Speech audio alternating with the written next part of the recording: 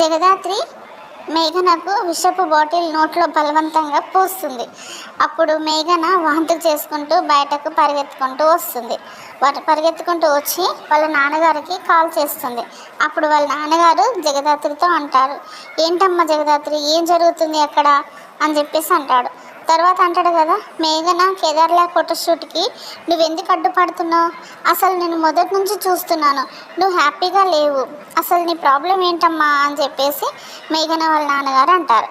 అని ఏదో అనబోతుంటే అప్పుడు జగదాత్రి వెంటనే అంటుంది కదా, నేను కేదార్ని ప్రేమిస్తున్నాను అని అంటుంది. అప్పుడు అందరూ షాక్ అవుతారు, మేఘన కూడా షాక్ అయిపోతుంది. అప్పుడు మేఘన వాళ్ళ నాన్నగారు అంటారు కదా, వాట్, ఏంటమ్మా ఏమన్నావు అని చెప్పేసి మేఘన వాళ్ళ నాన్నగారు అంటారు.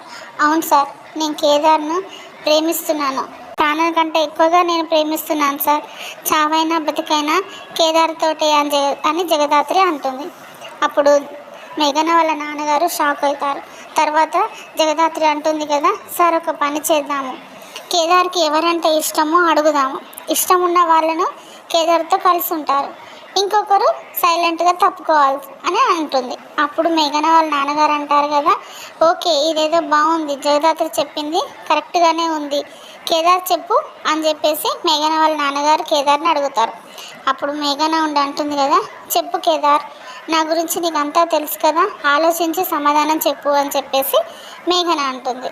మేఘన వాళ్ళ నాన్నమ్మ అంటారు కదా, చెప్పు మనవాడా చెప్పు, నీ భవిష్యత్తు ఇప్పుడు నీ చేతిలోనే ఉంది, చెప్పు మనవాడా చెప్పు అని చెప్పేసి కేదార్ను ఫోర్స్ చేస్తారు.